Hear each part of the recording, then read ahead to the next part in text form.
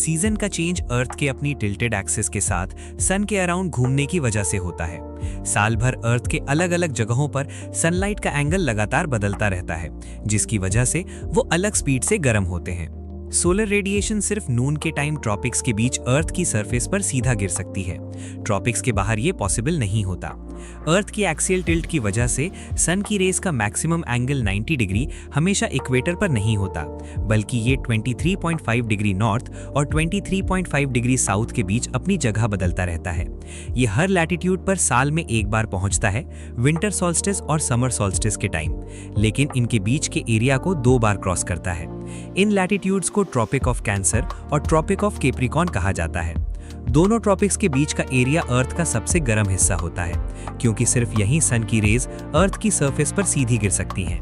अर्थ की axial tilt की वजह से ही 66.5 डिग्री नॉर्थ और 66.5 डिग्री साउथ से ऊपर वाले लैटिट्यूड्स पर हर साल कम से कम एक दिन ऐसा होता है जब सन ना उगता है और ना ही ढलता है।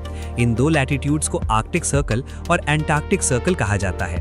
अर्थ के पोलर रीजन्स, जो पोलर सर्कल्स के अंदर होते हैं, सबसे ठंडे होते हैं, क्योंकि यहाँ सन की रेज का एंगल सबसे छोटा होता है और साल में एक बार इन जगहों पर लगातार 24 घंटे तक पूरा अंधेरा होता है।